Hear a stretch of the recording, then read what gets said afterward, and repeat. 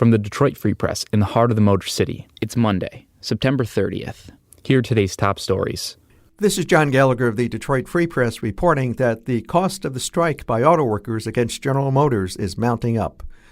With the walkout entering its third week Monday, one analyst suggests GM is losing $25 million a day, not making and selling vehicles. Meanwhile, striking auto workers and workers at GM's supplier plants may have lost more than $200 million in foregone wages. Now, if one side or the other gets a lopsided win at the bargaining table, that might tilt the stakes one way or the other.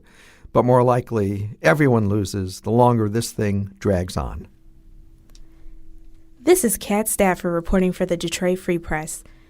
Detroit city officials are fighting the release of public records tied to an investigation into Mayor Mike Duggan. That's 400,000 pages of records. The Free Press requested the records under the Freedom of Information Act, but city officials won't turn them over unless we pay $222,000. The Inspector General is looking at whether city funding to the Make Your Date nonprofit was appropriate. The organization is run by a woman with close ties to Duggan. Good government advocates say the city isn't being transparent and should release the investigative records. The Free Press has appealed the city's public records response and is awaiting an answer. The investigation is wrapping up and could be finalized in the next several weeks. Are you a fan of country music? If so, check out the USA Today Network's new Country Mile podcast. In episode 1, Chris Young and Vince Gill talk about the first music that moved them, the first time they heard their own song on the radio, and their moms. Find it now on iTunes and Spotify. Hi, my name is Taylor Morris from the Detroit Free Press. Would you ever let an 11-year-old cut your hair? A suburban Detroit boy not only cuts hair, he dyes and styles it too. Meet Vince Weishaus. He operates out of his own salon in the basement of his Bloomfield Hills home. Vince says he's been fascinated by hair since he was a toddler, and even asked for dolls for his birthday so he could practice braiding hair. His dream is to one day own a hair salon and be a hairstylist for celebrities such as Beyoncé and Lady Gaga. His parents think it's a great idea and say they are happy Vince has the confidence to be who he wants to be. Since Vince is not licensed, he is not taking clients other than his friends and family. This is Nicole Avery Nichols from the Free Press Current Affairs team. 14 Michigan counties were scheduled to start spraying to kill mosquitoes on Sunday as state health officials work to combat the worst outbreak of mosquito-borne eastern equine encephalitis in the state's history.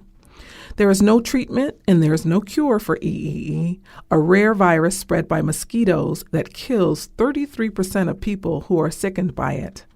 Michigan now has 9 confirmed human cases of EEE this year. Of them, 3 people have died. Those affected have ranged in age from 14 to 78. In addition, there have been 27 confirmed animal cases, 14 horses, 11 white-tailed deer, and 2 Mexican gray wolf pups at the Binder Park Zoo in Battle Creek. Weather permitting, the aerial bug spraying was to begin at 8 p.m. on Sunday in 14 counties, all of which are considered at high risk for EEE. The counties include Allegan, Barry, Berrien, Branch, Calhoun, Cass, Jackson, Kalamazoo, Kent, Lapeer, Montcalm, Newaygo, St. Joseph, and Van Buren.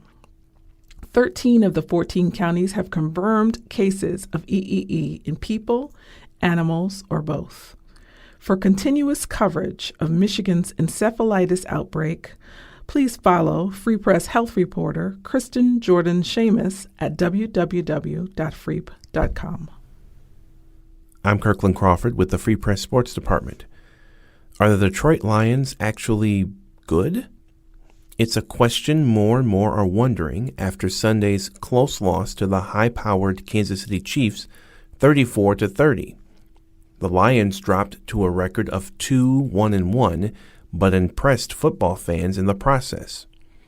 The weekend was much kinder to Michigan and Michigan State. The Wolverines beat Rutgers so bad on Saturday, 52-0, that Rutgers fired its head coach the next day. Michigan will host hard-nosed Iowa on Saturday. And the Spartans came out on top in a wild one, beating Indiana 40-31. MSU will have a tall task on Saturday night visiting Ohio State. For more stories from the Detroit Free Press, be sure to check out freep.com. That's FREEP.com. If you want to support our quality local journalism, subscribe. Go to freep.com/special offer. See you tomorrow.